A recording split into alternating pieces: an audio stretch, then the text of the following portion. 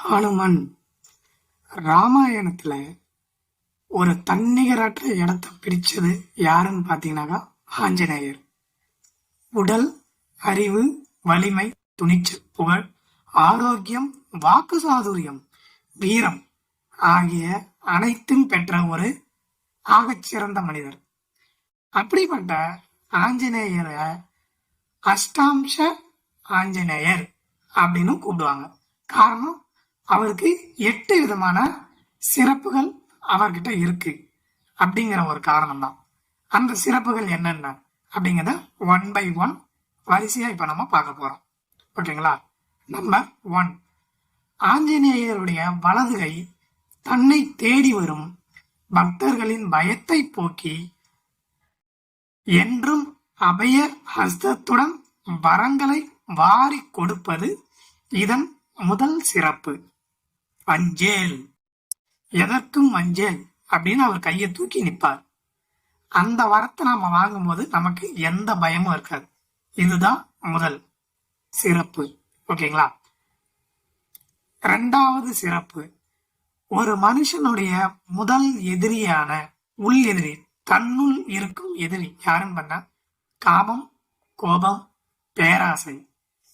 இந்த 3ம் அழிச்சு வெளி எதிரிகளையும் அழிக்கக்கூடியது ஒரு ஆயுதம். என்ன? அதுதான் அனுமன் கையில இருக்கிற கதாயுதம். இத அவர் எப்பவுமே தன்னுடைய இடது கையில் ஏந்திக்கிட்டே இருப்பார். சோ இந்த கதாயுதம் நமக்குள்ள இருக்கிற தீமைகளை அழிச்சு வெளி எதிரிகளையும் அழிச்சு நமக்கு வெற்றியை தரக்கூடியது. இதுதான் 2வது சிறப்பு அம்சம். 3வது சிறப்பு அம்சம் என்ன அப்படின்னு பாத்தீங்கன்னாக்கா, ஒரு மனுஷன் நோய் நொடி இல்லாம வாழ்வதுதான் சிறந்த வாழ்க்கை. ராமாயணத்துல ஒரு தடவை லக்ஷ்மணன் எதிரியினுடைய அம்பு பட்டு மயங்கி விழுந்துருவார். அப்போ அவரை காப்பாத்துறதுக்காக ஆஞ்சநேயர் சஞ்சீவினி மூலிகைய தேடி பயணம் போவார். அப்போ அவருக்கு அந்த மூலிகை தெரியாததுனால சஞ்சீவி மலையையே பேர்த்து எடுத்துக்கிட்டு வருவார். அப்படி பேர்த்து எடுத்துக்கிட்டு வர்ற வழியில ஒரு இடத்துல ஒரு அந்த சஞ்சீவினி மலையோடைய ஒரு பாகம் மட்டும் உடைஞ்சி துண்டா கீழே விழுந்துரும். அந்த மலையின் பெயர் தான் மேற்கு தொடர்ச்சி மலை. இந்த மலையில சகல வியாதிகளையும் தீர்க்கக்கூடிய மூலிகை செடிகள் அதிகப்படியான அளவுல பரவி கிடக்குது. இந்த மலையை பார்த்தபடிதான் ஆஞ்சநேயர் எப்பவுமே அருள் பாலிக்கிறார். அப்போ நோய் நொடி இல்லாத வாழ்க்கை நமக்கு அமையணும்னாக்கா ஆஞ்சநேயருடைய மேற்கு நோக்கி இருக்கிற அந்த முகத்தை நாம தரிசனம் பண்ணோம்னாக்கா நமக்கு நோய் நொடி இல்லாத வாழ்வு கிடைக்கும். இதுதான் 3வது சிறப்பு.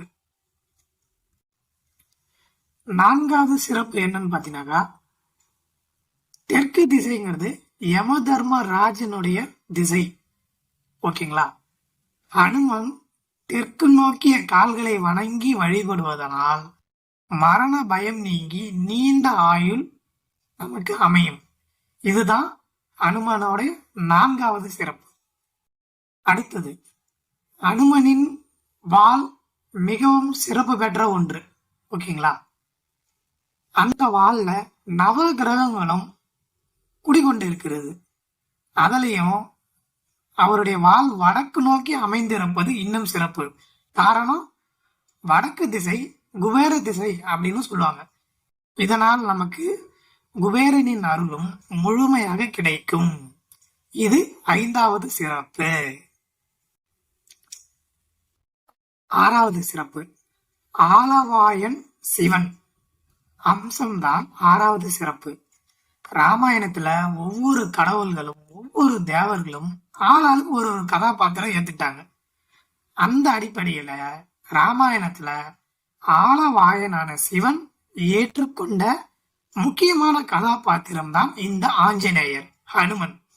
எனவேதான் ஹனுமனை வணங்க சைவ வைணவ பேதம்னு எதுவுமே கிடையாது. இவரின் தரிசனம் சிவ தரிசனத்துக்கு ஈடானது. இருவரும் ஒன்று என்பதற்கேற்ப சிவலிங்கத்திற்கு மத்தியில் ஆஞ்சநேயர் அருள்பாலிக்கிறார். 7வது சிறப்பு, ஏழுமலையானின் அனுகிரகம்.